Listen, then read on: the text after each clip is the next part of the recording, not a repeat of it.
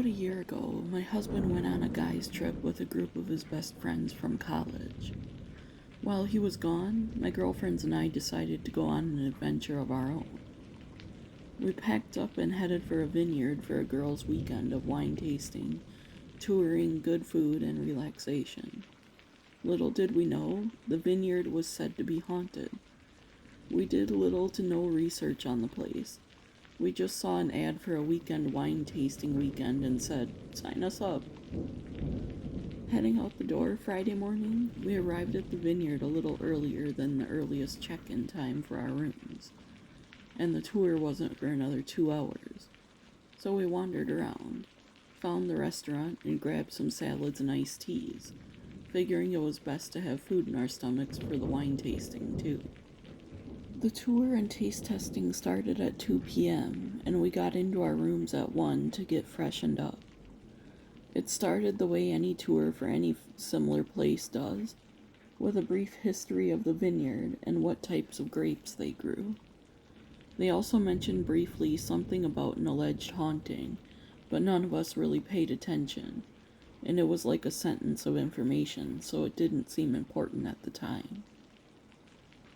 After the tour, we were given time to just wander around and explore, with glasses of wine, of course. So we were having a good old time. We had a good afternoon wine buzz going on. While standing in one corner of the cellar, we heard whistling. At first, we figured it was the guide or another employee coming to ask us if we needed anything or had any questions, as they had throughout the day. But no one appeared. There was a smaller cellar inside the main one, with some of their more vintage wines that were behind glass.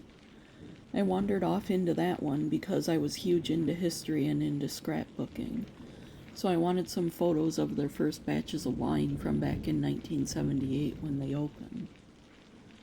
I was clicking away, getting plenty of pictures, not paying attention to my surroundings, when the door slammed shut. Immediately I panicked because I'm claustrophobic and no one was in there to calm me down. I ran to the door, jiggling the handle, but it wouldn't open. My worst fear was happening to me, and there was nothing I could do about it. Panicking even more, I started yelling and banging on the door, knowing my friends were somewhere out there exploring. "Jamie, is that you? Where are you?" "Thank God, Jocelyn, I'm in here, in the vintage cellar," I yelled, pounding so she could hear exactly where I was. "I'm almost there, are you okay?" she yelled. "Yeah, but the door slammed shut and it won't open," I said, less panicked, knowing help was on the way. Jocelyn approached and flung the door wide open.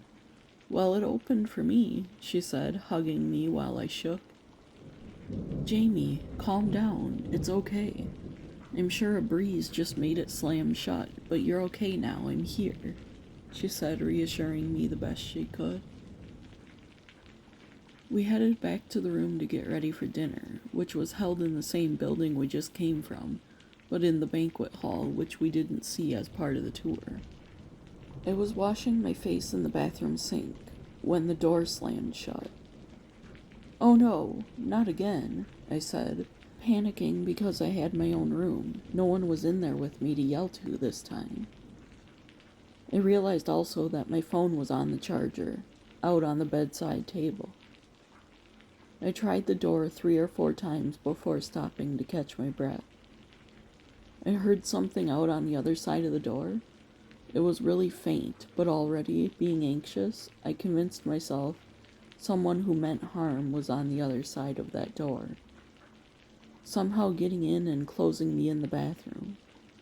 I know, far-fetched, but that's where my anxious brain went. I quietly tried the door again, and this time, it started to open. Then the door handle went flying out of my hand, and the door flew open as if someone was trying to get at me, but there was no one there. I ran to my phone, called Jocelyn in tears, and insisted she come to my room for the remainder of time before dinner. She came running because she was the mother hen of our friends group. If one of us was sick or scared, She was there. As I was telling Jocelyn what had happened to make me call her, there was a knock at the door.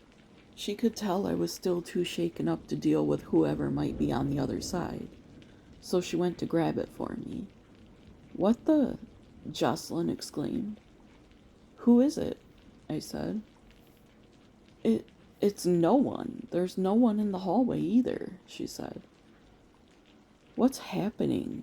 Did you hear what the tour guide was saying about hauntings?" I asked. "No, I went to refill my wine as soon as he mentioned it. You know how I feel about that stuff," she replied. "I tuned him out too. I'll have to ask Heather at dinner. You know she listened to that part," I said. At dinner, the conversation turned to the tour at some point, so I casually asked Heather, "Oh yeah, Jocelyn and I weren't listening during parts of it. What was the tour guide saying about supposed hauntings?" Heather replied, "All he said was there have been many reports of doors slamming, unexplained noises, and things being moved, but he didn't go into any detail," she said, turning to ask another friend, Georgia, what she thought of the tour. "Doors slamming and unexplainable noises, Jocelyn?" I said later. "It can't be coincidence that I was trapped in the cellar and in my bathroom earlier. Then there was that knock at the door. I'm beginning to wonder if there really is some spirit activity here." "You've clearly had too much wine and fresh air. I'm going to clear out so you can get some rest," Jocelyn answered. Maybe I do just need to unwind and get some rest, I thought to myself. I washed up again, got into my pajamas, and grabbed my tablet to video chat with my husband for a while. Afterwards, I settled in to scroll social media and play a few games on my phone before drifting off to sleep. I was woken sometime later by a loud bang. I screamed, opening my eyes to see my hotel room door flying open. I was so scared I couldn't breathe, let alone think of my next move. After a few seconds, and not seeing anyone come in, against my better judgment, I made my way over to the door, phone in hand.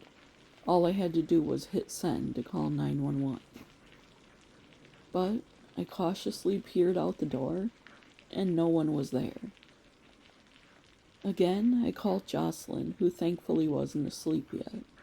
She told me to grab my things and come stay in her room the rest of the night.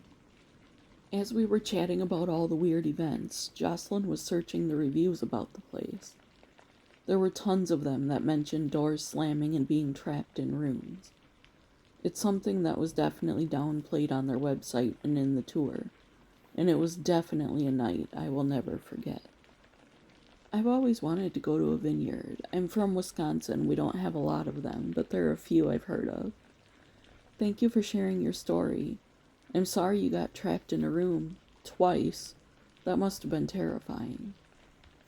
Sorry there was no video yesterday, friends. I had a medical emergency the night before. Please bear with me if I miss another day here or there. I struggled today to get this video together for Saturday.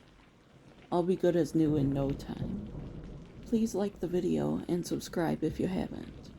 And with that, see you tomorrow, friends.